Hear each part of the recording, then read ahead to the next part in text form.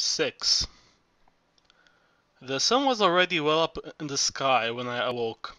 The joints of my right hand were stiff from holding the pen so long. I could not close my fingers. The Buddhist storm had broken over me and left me tired and empty. I stooped to pick up the pages scattered on the floor.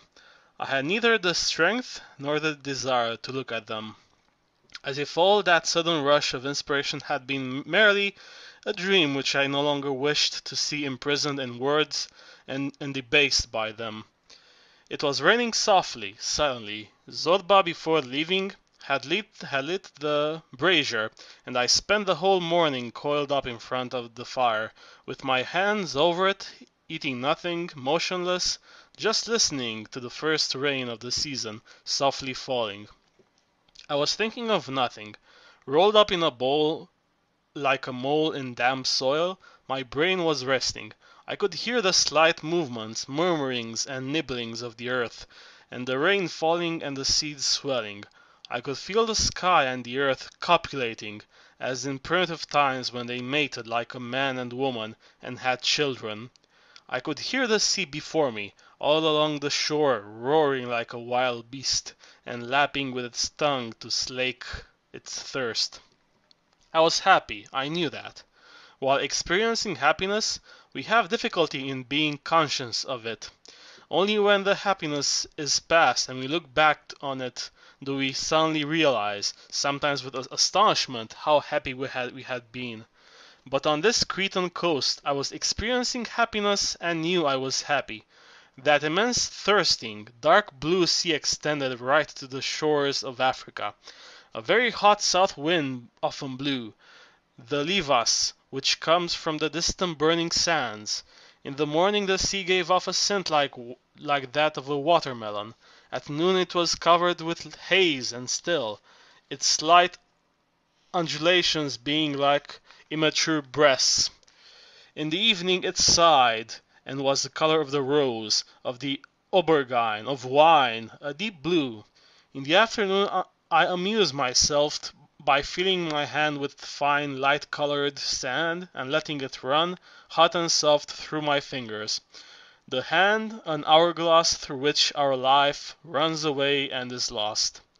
It was losing itself. I looked at the sea, heard Zorba, and felt my temples bursting with happiness. I remember now. One day my niece, Alka, a little girl of 4, while we were looking into a toy shop, it was New Year's Eve, she turned to me and made this extraordinary remark. "Uncle Ogre, I'm so glad I'm growing horns." I was startled.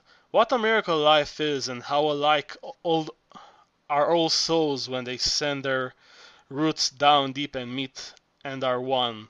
For I at once recalled a Buddha carved in ebony which I had seen in a distant museum. Buddha had freed himself and was bathed in supreme joy after 7 years of agony.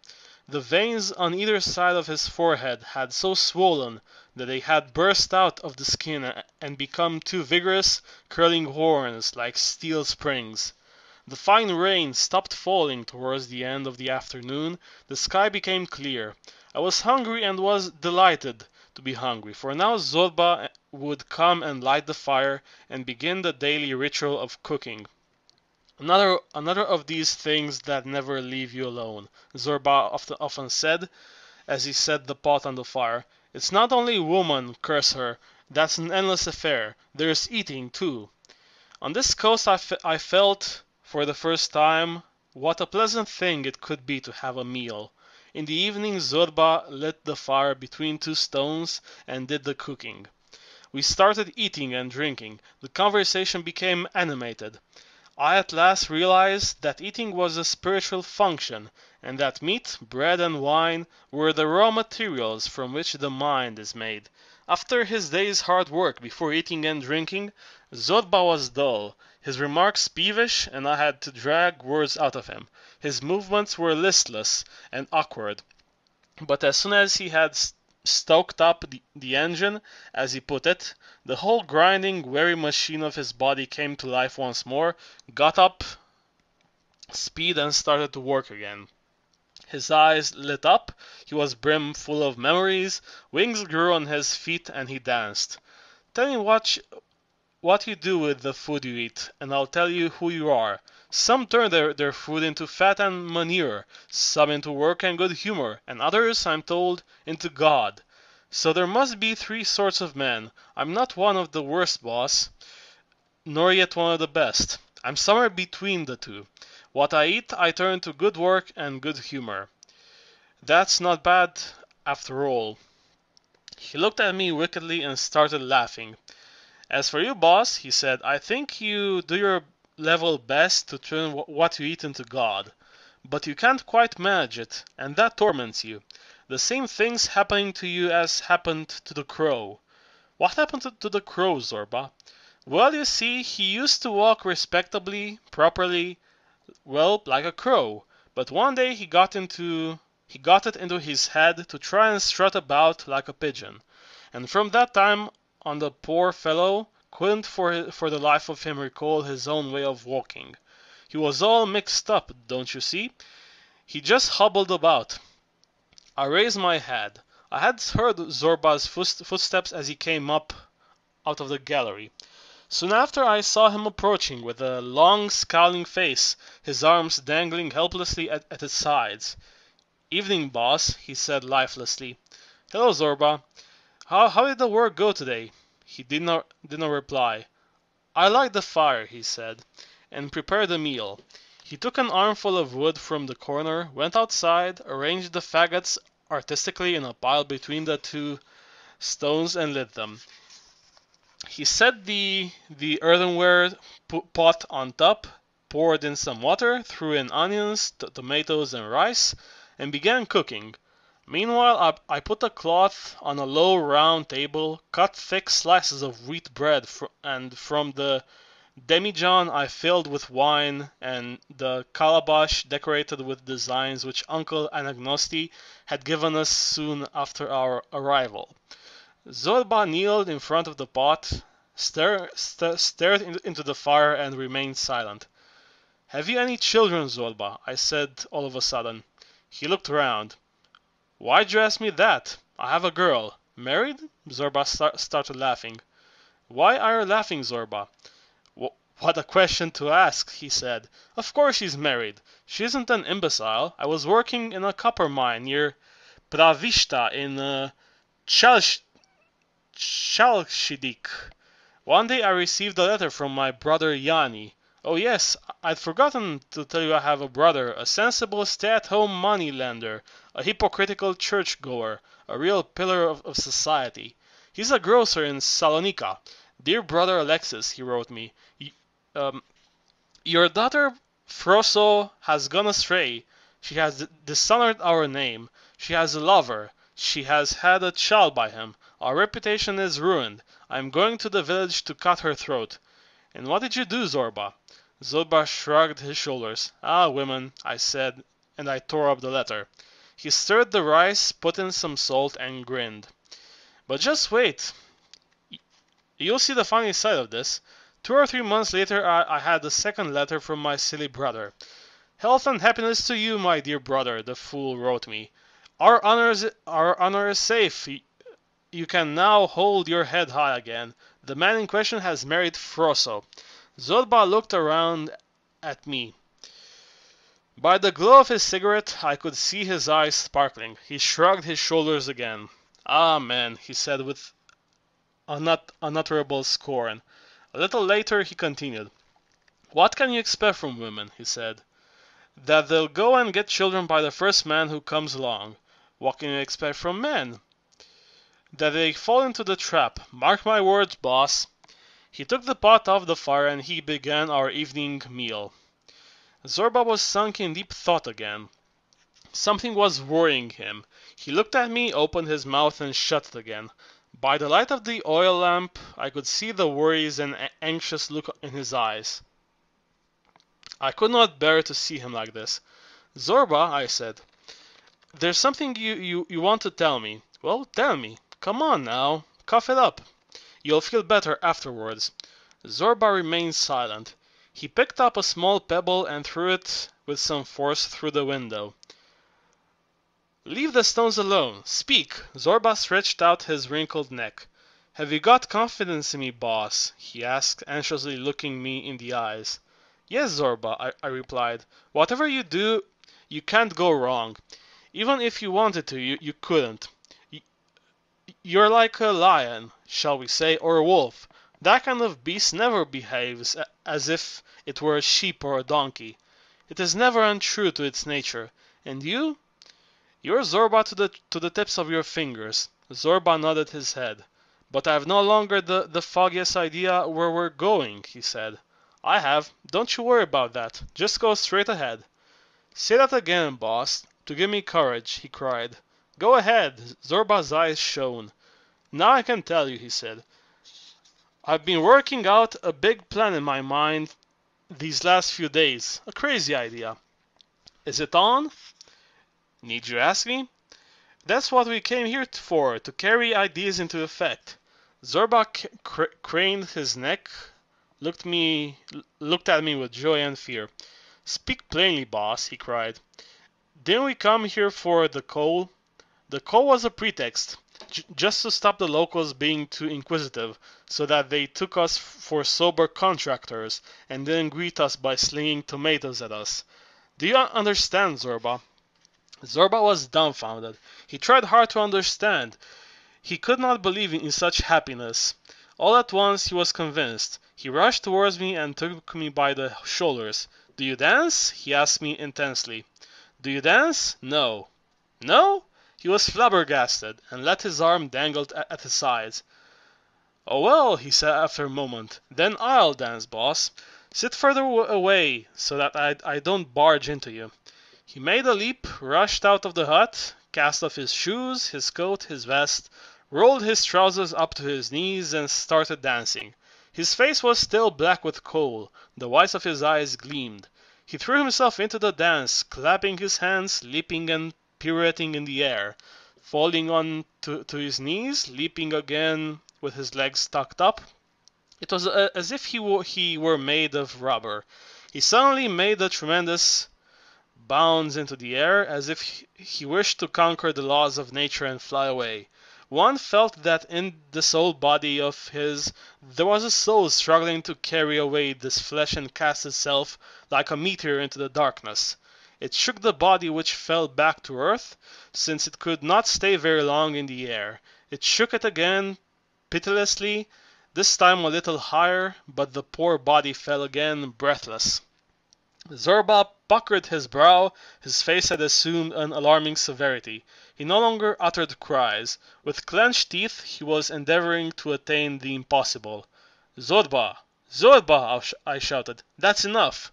I was afraid that his whole body could not stand up to such violence, and might be shattered into 1,000 pieces, and scattered to the four winds of heaven. But what was the use of my shouting? How could Zorba hear my cries from the earth? His organs had become like those of birds. I anxiously followed the savage and desperate dance. When I was a child, I used to let my imagination go, and told my friends outrageous fibs in which I came to believe myself. How did your grandfather die? My little school friend asked me one day. And straightway I invented a myth, and the more I invented, the more I believed. My grandfather had a white beard and used to wear rubber shoes. One day he leapt from the roof of our house, but when his feet touched the ground, he bounced like a ball, and bounced up higher than the house, and went higher and higher, still till he disappeared in the clouds. That is how my grandfather died. After inventing that myth, every time I went into the little church of St. Menas and saw at the bottom of the iconostasis the ascension of Christ, I would point to it and say to my comrades, "Look, there's grandfather with his rubber shoes." Now this evening, after so many years, seeing Zorba leaping into the air, I lived through my childish tale again, with terror, fearing that Zorba might disappear in the clouds. "Zorba! Zorba!" I shouted. "That's enough!" At last Zorba crouched on the ground, out of breath. His face was shining and happy. His gray hairs were sticking to his forehead, and the sweat, mixed with coal dust, was running down the cheeks and chin. I bent over him anxiously.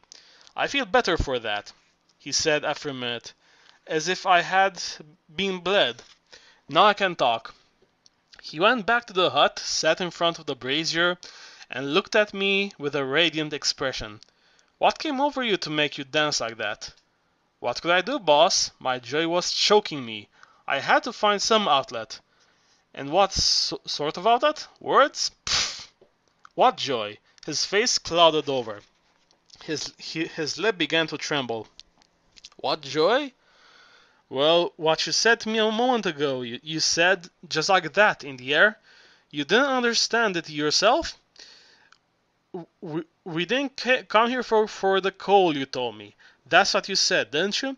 We came here to while away the time and lead them up the wrong track so that they shouldn't take us for lunatics and sling tomatoes at us. But when we're alone together and nobody can see us, we can laugh and enjoy ourselves. Isn't that right?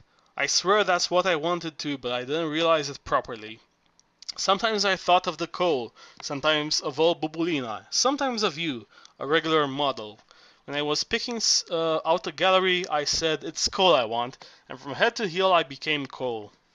But afterwards, when the work had finished, when I was skylarking with that old Sal, good luck to her, I said, "Let all the sacks of lignite and all the bosses go hang," by the little ribbon around her neck, and Zorba with them. Then when I was alone and had nothing to do, I thought of you, boss, and my heart melted. It weighed on my conscience. "It's disgraceful, Zorba," I'd cry. "Disgraceful for you to go and fool that good man and eat up all his money. When'll you stop being a rotter, you Zorba, you? I've had enough of you. I tell you, boss, I didn't know where I was. The devil was dragging me one way, God the other, and between the two of them they split me down the middle. Now bless you, boss, you've said a great thing and I can see it all clearly now. I've seen, I've understood. We were agreed. Let's get cracking. How much money have you got left? Hand it over. Let's eat it up." Zorba mopped his brow and looked around. The remains of our dinner were still laying on a little table. He reached for them with his long arm. "With your permission, boss," he said, "I'm hungry again." He took a slice of bread, an onion, and a handful of olives. He ate voraciously, tipped up the calabash, and the red wine gurgled down his throat without the calabash touching his lips. Zorba clicked his tongue. He was satisfied. "That's better," he said. He winked at me and asked, "Why don't you laugh? Why'd you look at me like that? That's how I am. There's a devil in me who shouts, and I do what he says. Whenever I feel I'm choking with some emotion, he says, 'Dance,' and I dance. And I feel better. Once when my little Dimitaki died in Halkiriki, I got up as I did a moment ago and I danced. The relations and friends who saw me dancing in front of the body rushed up to stop me. 'Zorba has gone mad!' they cried. 'Zorba has gone mad!' But if at that moment I had not danced, I should really have gone mad, from grief, because it was my firstborn son, and he was 3 years old, and I could not bear to lose him. You understand what I'm saying, boss, don't you? Or am I talking to myself?" I understand, Zorba. I understand. You're not talking to yourself. Another time, I was in Russia then. Yes, I've been there too. For the mines again. Copper this time, near Novorosik. I had learned 5 or 6 words of Russian, just enough for my work. No, yes, bread, water, I love you, come, how much? But I got friendly with a Russian, a thoroughgoing Bolshevik. We went every evening to a tavern in the port. We knocked back a good number of bottles of vodka, and that put us in high spirits. Once we began to feel good, we wanted to talk. He wanted to tell me everything that had happened to him during the Russian Revolution, and I wanted to let him know that I had been up to. We had got drunk together, you see, and had become brothers. We had come to the arrangement as well as we could by gestures. He was to speak first. As soon as I couldn't follow him, I was to shout, "Stop!" Then he'd get up and dance. Did you get me, boss? He danced what he wanted to tell me, and I did the same. Anything we couldn't say with our mouths, we said with our feet, our hands, our belly, or with wild cries. Hee hee, hopla, ho hi! The Russian began. How he had taken a rifle, how war had spread, how they arrived in Novorossiysk. When I couldn't follow any more, I cried, "Stop!" The Russian straightway bounded up, and away he went dancing. He danced like a madman, and I watched his hands, his feet, his chest, his eyes, and I understood everything. How they had entered Novorossiysk, how they had looted shops, how they had gone into houses and carried off the women. At first the hussies cried and scratched their own faces with their nails, and scratched the men too, but gradually they became tamed. They shut their eyes and yelped with pleasure. They were women, in fact. And then, after that, it was my turn. I only managed to get out a few words. Perhaps he was a bit dense and his brain didn't work properly. The Russian shouted, "Stop!" That's all I was waiting for. I leapt up, pushed the chairs and tables away, and began dancing. Ah, my poor friend, men have sunk very low, the devil take them. They've let their bodies become mute, and they only speak with their mouths. But what do you expect a mouth to say? What can it tell you?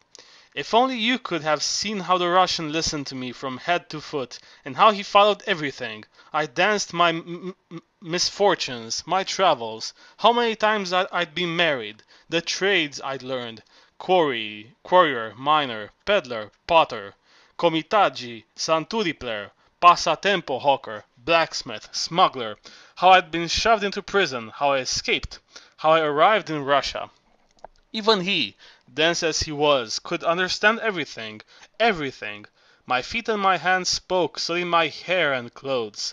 And the clasp knife hanging from my waistband spoke too. When I had finished, the great blockhead hugged me in his arms. We filled up our glasses with vodka once more. We wept and we laughed in each other's arms. At daybreak we were pulled apart and went staggering to our beds. And in the evening we met again. Are you laughing? Don't you believe me, boss? You're saying to yourself, whatever are these yarns this Sinbad the sailor is spinning? Is it possible to talk by dancing? And yet I dare swear that's how the gods and devils must talk to each other. But I can see you're sleepy. You're too delicate. You've no stamina. Go on, go to sleep, and tomorrow we'll speak about this again. I've a plan, a magnificent plan. I'll tell you about it tomorrow. I'm going to smoke one more cigarette. I may even take a dip in the sea. I'm on fire. I must put it out. Good night. I was a long time getting to sleep. My life is wasted, I thought. If only I could take a cloth and wipe out all I have learned, and I have seen and heard, and go to Zorba's school and start the real alphabet. What a different road I would choose. I should keep my five senses perfectly trained, and my whole body too, so that it would enjoy and understand. I should learn to run, to wrestle, to swim, to ride horses, to row, to drive a car, to fire a rifle. I should fill my soul with flesh. I should fill my flesh with soul. In fact, I should reconcile at last within me the two eternal antagonists. Sitting on my mattress, I thought of my life which was being completely wasted. Through the open door I could just discern Zorba by the light of the stars. He was crouching on a rock like a night bird. I envied him. It is he who has discovered the truth, I thought. His is the right path. In other more primitive and creative ages, Zorba would have been the chief of a tribe. He would have gone before, opening up the path with a hatchet. Or else he would have been a renowned troubadour, visiting castles, and everybody would have hung on his words, lords and ladies and servants. In our ungrateful age, Zorba wanders hungrily round the enclosures like a wolf, or else sinks into becoming some pusher's buffoon. I saw Zorba suddenly rise. He undressed, threw his clothes on the pebbles, and plunged into the sea. For a few moments, by the pale light of the moon, I could see his great head appearing and disappearing. From time to time he uttered a cry, barked, whinnied, crowed like a cock. His soul in this empty night found an affinity with animals. Gently, without my realizing it, I fell asleep.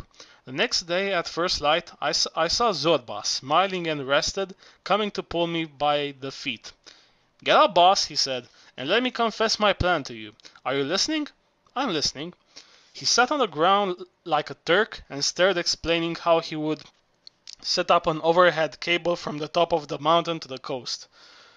In this way, we could bring down the wood which we needed for the pit props, and the rest we could sell as timber for building. We had decided to rent a pine forest belonging to the monastery, but transport was expensive, and we could not find enough mules, so Zorba had imagined laying out a line with a heavy cable, pylons, and pulleys. "Agreed?" he asked me when he had finished explaining. "Will you sign?" "I'll sign, Zorba." "Agreed." He lit the brazier, put the kettle on the fire, prepared my coffee, threw a rug over my feet so that I should not catch cold, and went out content. "We're going to open a new gallery today," he said. "I found a beautiful seam, real black diamonds." I opened the Buddha manuscript and I, too, worked my way into my own galleries. I wrote all day, and the more I progressed, the freer I felt. My feelings were mixed: relief, pride, disgust. But I let myself be absorbed by the work, for I knew that as soon as I had finished this manuscript, and had bound and sealed, it should be free. I was hungry. I ate a few raisins, some almonds, and a piece of bread. I was waiting for Zorba to return, and with him all the things which rejoice the heart of man: clear laughter, the kind word, tasty dishes. He appeared in the evening and prepared the meal. We ate, but his mind was elsewhere. He knelt down, stuck little bits of wood in the ground, hung a piece of string on them, hung a match from some minute pulleys, endeavoring to find the right slope, so that the whole contraption did not fall to pieces. "If the slope is too deep," he explained to me, "we're dished. We must find the exact slope, and for that, boss, we need some brains and wine." "We've plenty of wine," I said, laughing, "but as for the brains—" Zorba burst out laughing. "There are some things you get the hang of, boss," he said, looking at me affectionately. He sat down to have a rest and lit a cigarette. He was in a good humor again, and he became talkative.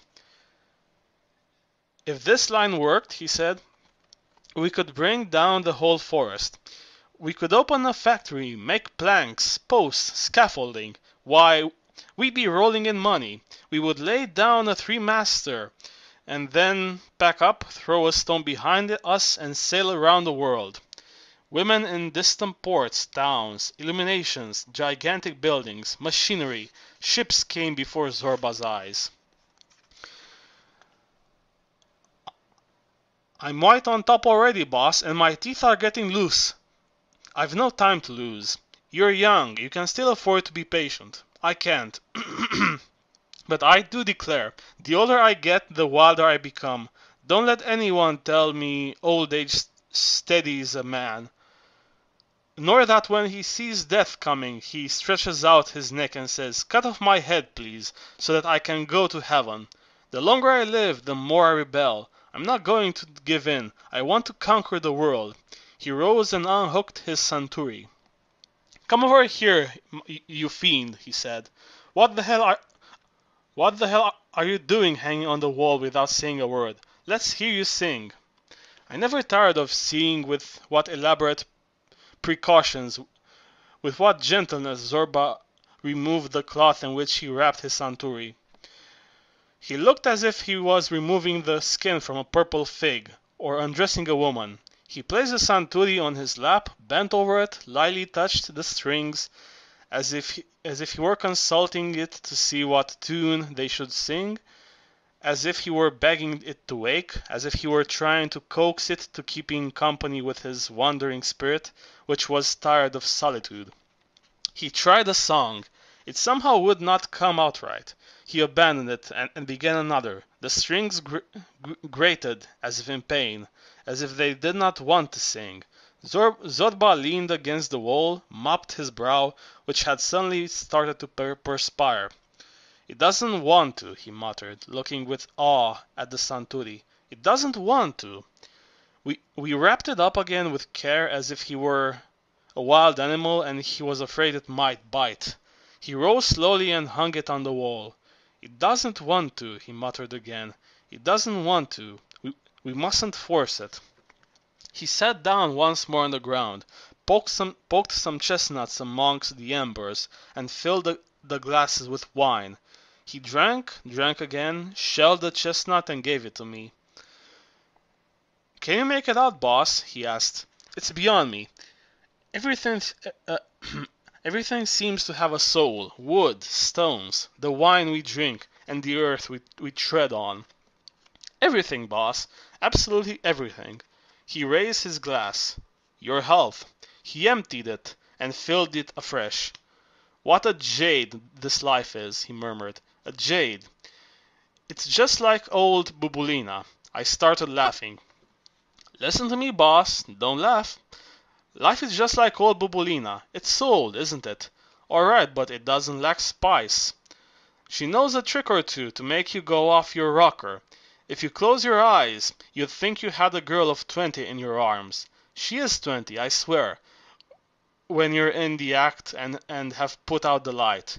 It's no use your telling me she's a bit overripe. She's led a pretty fast life, and been on the spree with admirals, sailors, soldiers, peasants, traveling showmen, priests, clergymen, policemen, schoolmasters, and justices of the police. So what? What of it? She soon forgets. She soon forgets, does that old trollop. She can't remember any of her old lovers. Each time she becomes, I'm not joking, she becomes a sweet little pigeon, a pure white swan, a sucking dove. And she blushes. Yes, she does. She blushes and trembles all over, as if it was the first time. What a mystery woman is, boss. Even if she falls 1,000 times, she rises 1,000 times a virgin. But how's that, you'll say, because she doesn't remember. Well, the parrot remembers, Zorba, I said, to tease him. He always squawks a name which isn't yours. Doesn't it annoy you to hear that parrot screaming every time you reach the seventh heaven? Cannavaro! Cannavaro! Don't you ever feel like taking him by the neck and wringing it? It's high time you taught him to shout, Zorba! Zorba! Oh, all that stuff is nonsense, Zorba cries, stopping his ears with his great hands. Wring his neck, you say? But I love to hear him shout that name. At night the old sinner hangs him up over the bed, and the little devil's got an eye he can see with in the dark, and scarcely have you got started having it out together, then he begins shouting, Cannavaro! Cannavaro! And immediately, I swear, boss, but how could you understand that when you've been contaminated by those blasted books of yours? I swear that I immediately feel patent leather boots on my feet, plumes on my head, and a silky beard smelling of patchouli on my chin. Buongiorno, buonasera, mangiate macaroni. I really become Cannavaro. I clamber on to my flagship, riddled with 1,000 shots, and away. Fire the boilers. The cannonade begins. Zorba laughed heartily. He shut his left eye and looked at me with the other. You must forgive me, boss, he said, but I am like my grandfather Alexis, God sanctify his remains. He used to sit in the evening in front of his door when he was 100 and ogle the young girls going to the well. His sight wasn't good, but he wouldn't see very clearly, so he'd call the girls over to him. I say, which one are you? Xenio Mastrandoni's daughter. Come closer. Then and let me touch you. Come along, don't be afraid. She tried to keep a solemn face and go up to him. Then my granddad would raise his hand to her face and feel it slowly, sensually, and his tears would flow. Why'd you crying, granddad? I once asked him.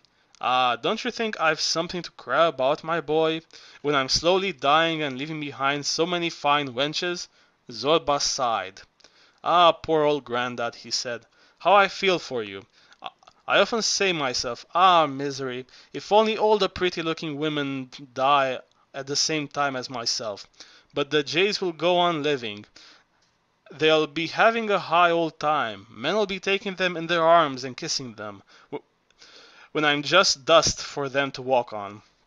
He pulled a few chestnuts out of the fire, shelled them, and we clinked glasses. We stayed a long time drinking and slowly munching like two great rabbits, and we could hear the roaring of the sea.